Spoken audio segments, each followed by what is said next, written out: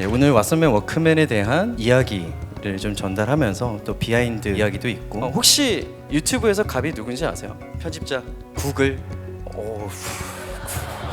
구글은 신, 갑이는 신.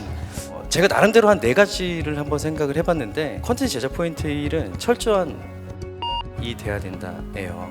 안녕하세요. 저 벌써부터 웃음을 이렇게 아직 웃음을 안 드렸는데 스튜디오 룰랄라의 제작 총괄을 맡고 있는 김학준이라고 합니다. 반갑습니다. 우리가 어떻게 작업을 하고 있는지에 대해서 오늘 좀 말씀을 드리고자 합니다. JTBC에서 스튜디오 룰랄라를 만들었잖아요. 스튜디오 룰랄라 사실 잘 모르시죠? 간단하게 설명을 드릴게요. 스튜디오 룰랄라는 말씀드렸듯이 JTBC에서 만든 웹 예능을 제작하고 웹 컨텐츠를 제작하는 팀이라고 생각하시면 돼요. 어떤 전략을 가지고 있냐? 트랜스미디어. 어렵죠? 간단하게 더 설명하자면 TV 시청률이 너무 안 나오죠 요즘. 특히나 밀레니얼 세대들은 TV를 안 봐요. 그러다 보니까 결과적으로 TV 시청률이 낮아져요. 그래서 제가 전략을 세운 게 뭐냐면은 웹 컨텐츠와 TV를 같은 스토리로 묶어서 어떻게 보면 웹에서 나오는 거를 궁금증을 유발시키고 TV로 연결시키는, 그러니까 TV와 디지털을 연결시키는 스토리라인을 짜보자라고 생각을 했어요. TV로만은 안 되니까 웹도 좀 하면서 같이 스피노프 형태의 컨텐츠를 제작해보자. 그래서 트랜스미디어 스피노프 컨텐츠를 생각한 게 바로 왓썸맨이라는 거였어요. 왓썸맨이 아니죠. 근데 사실상 생각을 해보세요. 아니 유튜브의 타겟이 밀레니얼 세대인데 뉴이스트에 렌을 냅두고 왜 박준영이라는 사람을 50살이잖아요. 나이도 많고 말도 잘 안 듣고 왜 이런 사람을 제가 했을까요? 엄청나게 반대를 했어요. 렌 아니냐 20대. 근데 준영이를 한 이유가 바로 이거였습니다. 기획이나 뭐 포맷이나 이런 걸 생각하지 않았어요. 혼자 노는 거예요. 물론 우리 콘텐츠에 맞지는 않은데 정말 재밌다, 맞지 않는 기획을 제가 한 거죠. 왜냐? 진정성이 없잖아요. 그들이 진짜로 원하는 거를 해야 되는데 그게 아니니까. 그런 모습을 끌어내는 게 요즘의 방송 트렌드인데 거기에 너무 맞지 않으니까 이 사람은 혼자 그냥 놓은 거예요. 왓썸맨이라는 거를 사서고생의 트랜스미디어 형태로 제작을 하면서 왓썸맨이 나왔고요. 제가 여기에서 굉장히 큰 포인트를 얻었어요. 반백살이라는 혹은 셀럽이라는 사람이 누구와 만나요? 고춧가루스. 밀레니얼 세대 아주 어린 친구들하고 만나는 그 장면이 저한테 굉장히 신선했어요. 크리에이티브라는 게 전혀 반대적인 성질이 부딪혔을 때 크리에이티브가 나옵니다. 워크맨은 어떻게 진행이 됐냐? 저희가 처음 PPL을 받은 거예요. 근데 하필이면 피부시술과에서 와가지고 저걸 어떻게 살려야 되나. 근데 또 반대로 생각하니까 첫 PPL인데 피부 시술 너무 재밌는 거예요. 이제 성규한테 전화를 했죠. 성규야 뭐하냐 그러니까 저는 준비됐습니다 그러더라고요. 순간순간 성규 씨가 가지고 있는 센스가 너무 좋아요. 그런 말주변, 그리고 겁 없이 들이대는 부분들. 그러다 보니까 저도 이제 나중에는 꼭 한번 장성규랑 한번 해봐야겠다 프로그램을. 이런 경험들이 좋은 결과를 이뤄냈던 포인트이지 않나 싶습니다. 그래서 유튜브 플랫폼에서 어떠한 우리의 작업들이 있었으며 어떠한 작업들을 통해서 이 2개가 계속해서 좋은 반응을 일으키고 있는지에 대해서 말씀을 드릴게요. 제가 나름대로 한 4가지를 한번 생각을 해봤는데 컨텐츠 제작 포인트 1은 철저한 을이 돼야 된다예요. 혹시 유튜브에서 갑이 누군지 아세요? 편집자 구글.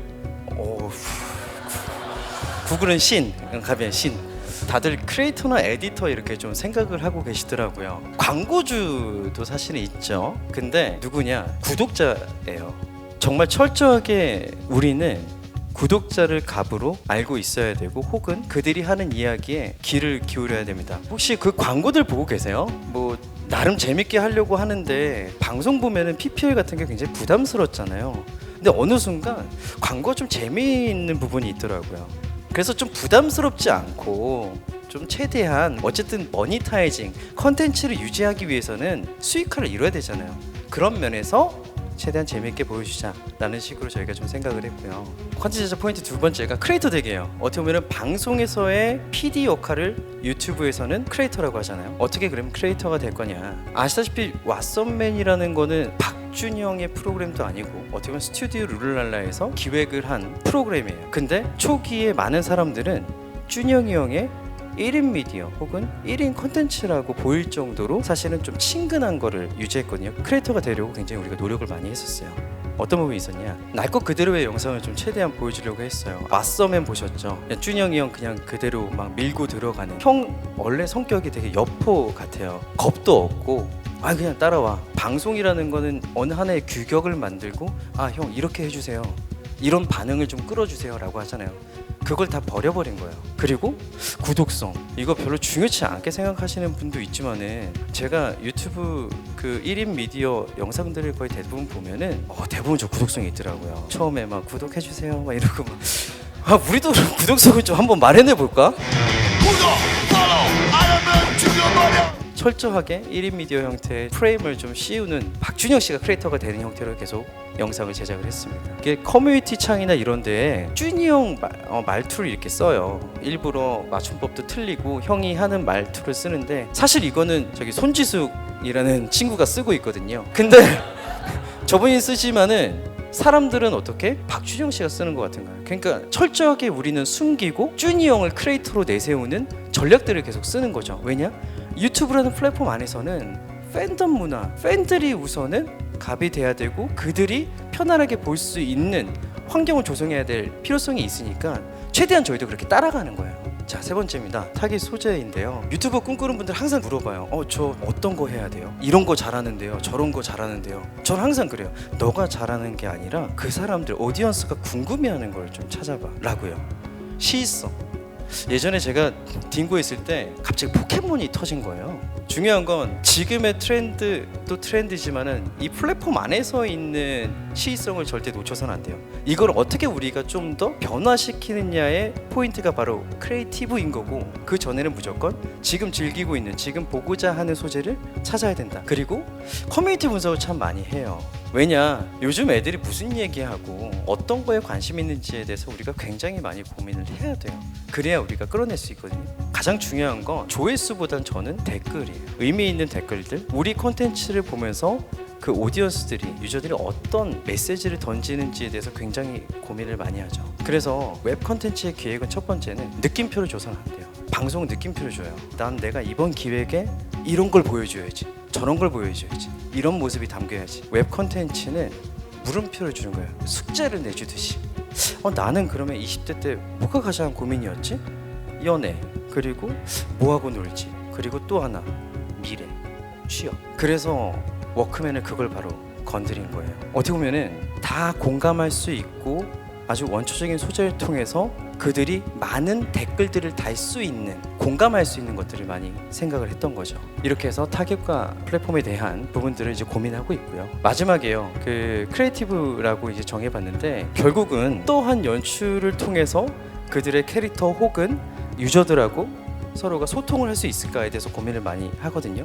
그 부분에 대해서 이제 말씀을 드릴게요. 인터뷰 플러스 디렉션인데 저희가 사전 답사를 항상 가요. 이번 촬영 때는 한강을 가자, 뭐 이번 촬영 때는 홍대를 가자. 그러면은 저희 PD들끼리 홍대나 한강을 한 바퀴 싹 돕니다. 돌면서 재밌는 거를 포착을 해요. 사전에 우리가 항상 그 사전 답사를 하면서 어떤 그림을 뽑아야 될까, 이것도 상상력과 같은 거예요. 결국 내가 원하는 그림을 뽑아내기 위해서. 왜냐, 실패할 수도 있어요. 하지만 저희가 찍는 시간은 너무 단기간이거든요.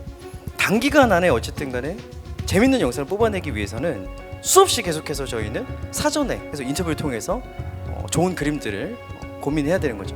어떻게 보면 이렇게 한 4가지 정도로 정리를 좀 해봤는데 아마도 가장 중요한 건 이 크리에이티브인 것 같아요. 어떤 새로움을 주느냐, 그 새로움은 사실 크리에이티브군요. 그러니까 계속해서 좀 고민하고 있고요.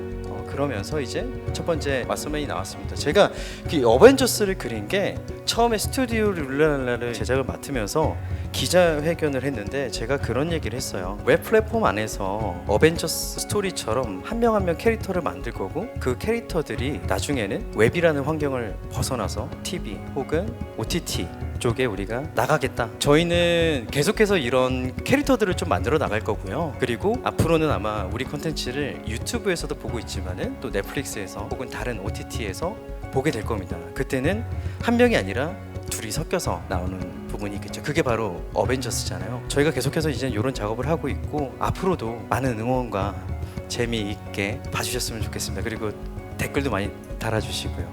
네, 이상입니다. 감사합니다. 네.